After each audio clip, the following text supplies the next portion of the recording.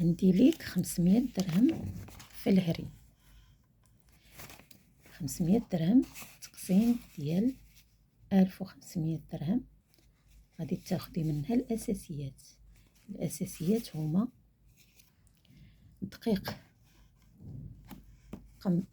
قمح الكامل، الفورس رطب غتصايبي به الليغوتي ديال الدراري، الحرشه مسمن ماشي الحرشه المسمن، وغتصايبي منه كيكه، تصايبي منه الكريب، تصايبي منه، المهم غينفعك.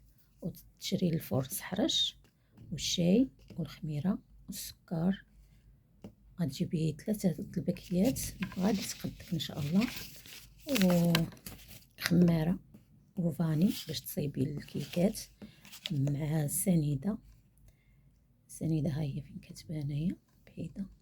غادي تجيبي 2 لتر ديال الزيت، غتاخدي جوج هي 4 لتر، بدل ما تاخدي 5 لتر خدي جوج لتر منهم جوج هي 4. غتاخدي السنيده غتقدك ان شاء الله وغيشيطلك. في البقوليات اللي غديري وسط الاسبوع غديري العدس، اللوبيا والمعجنات هذاك لي بات، وغديري الحمص غديري به الحريره مره في الاسبوع، والمعجنات ديريهم في العشيه كيبغيهم الوليدات، واللوبيا مره في الاسبوع، والعدس حتى هو مره في الاسبوع. المهم هاد التوفير ان شاء الله غادي يقدك مع جدول الاكل.